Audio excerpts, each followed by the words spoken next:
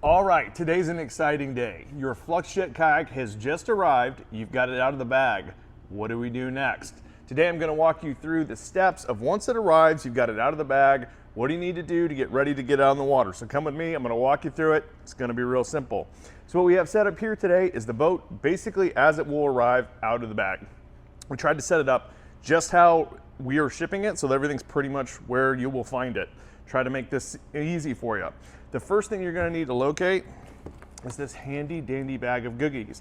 I'm not going to show you everything that's in there, but the toolkit, which we do supply for you, is in here. So obviously the first thing we're going to need to do is get these braces off. So now this was an addition we did after we learned shipping the sample boats out to dealers, that these braces were necessary because inevitably shippers, despite we say do not stack, will inevitably stack. So what these do is protect the stuff inside of the boat. If somebody goes and stacks something on top of it, this helps to brace it and make sure nothing gets crushed.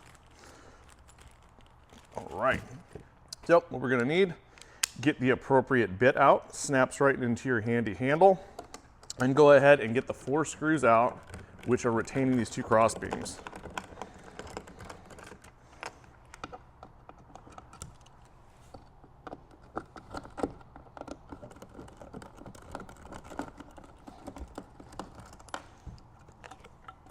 Okay, get that out of the way.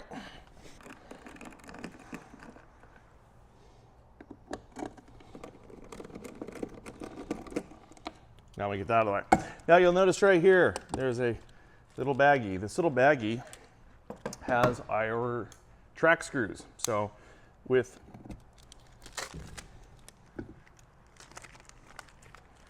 the long bolts that came with the cross beam, now we'll need to put the short ones back in for our track. You'll see here we used the normal locations there to mount the cross beam, so now we're just going to go ahead and put the regular screws back in those locations.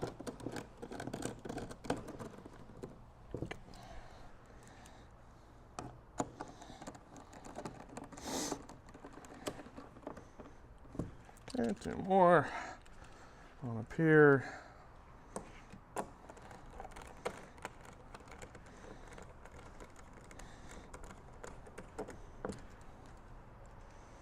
And number 4. Oh, right there. There we go. Okay. Nothing to it. All right. So now we move to the middle of the boat. We got a couple things in here. Let's go ahead and get our 360 light out of the mix. Go ahead and unbungee all of this. You can see it's just tucked under the bungee there. Set this aside. That's a little delicate. Obviously, you don't want that to get broken.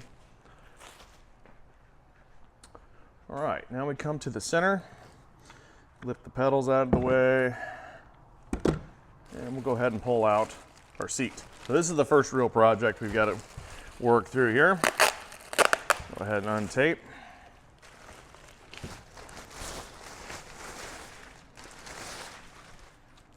Voila. Okay.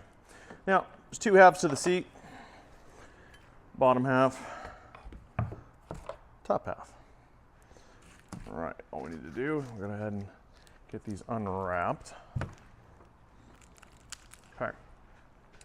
There it is. There's your upper half of the seat, okay? So you can see down here, you have these 2 clamps that are gonna just snap on to the lower seat frame. Now the front and back of this, pretty easy to identify. The straps are connected in the front. It's probably the easiest way to identify it. Okay, so strap, so we know that's the front. Now the seat is gonna connect in the back here.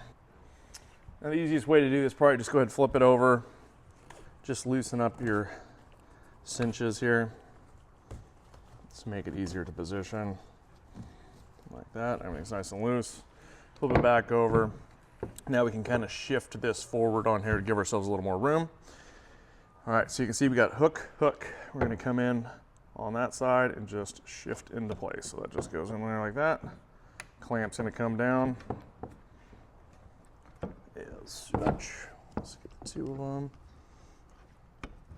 So they both basically have to go on more or less at the same time, like so. Then that side will clamp down, pull that out of the way, and just go ahead and put your second clamp on. Okay, so now it's gonna seem like, ta-da, I snapped it, but actually if you look real close, you'll see it's not actually snapped. So there's two stages. So the first, it'll feel like it's kind of snapped, but it's not fully snapped. Now, this is one of those things where temperature matters. So if you're doing this in the middle of winter, way, way harder. Plastic gets way more brittle and it's way harder to get to flex. The warmer it is, the easier it'll be. So if it's cold, you might want to warm it up with a hairdryer. Obviously you don't want to melt it, but just getting it warm, it'll flex a little easier. I'm gonna go ahead and see if I can get this with my bare hands. Just manhandle it in there, just like that. So you can see I pushed up on this one and back on this one, and the two of them clip together just like that. And I'm gonna do the second one. I'm gonna push up and back. Kind of a twisting motion here. Let's see if I can get number two. There we go. Now, that was pretty hard to snap. You might need to get a pair of pliers, or channel locks would make that real easy. But basically, you know, you just gotta make sure that when it's all said and done, you wanna be able to look there and see that that latch is fully clipped over the end on both sides in both directions. So now that's clipped. Okay, so now, one last step.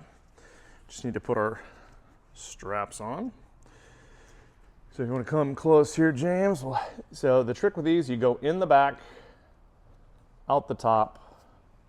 Make sure it's not twisted like I just did. In the back there, over the top, in and down again on the front side, just like that. And now you can cinch that up, and now that will hold you. And you can adjust your seat height, and it will bite when you push back on it. Provide the same for the second. It's just going to come up through the back. Make sure it's not twisted. Up through the back. Come down like this, around through the front. Pull that down, and you can cinch those up. That's it. It's not terribly hard, but those clips are important. And then obviously got to get your straps on. Other than that, seat's good to go now. That's a big step out of the way. Oh, one thing I did miss. So obviously we do want to go back now. Since I loosened up all of these straps, you want to retighten these. So just come through and re-cinch your bottom straps up here.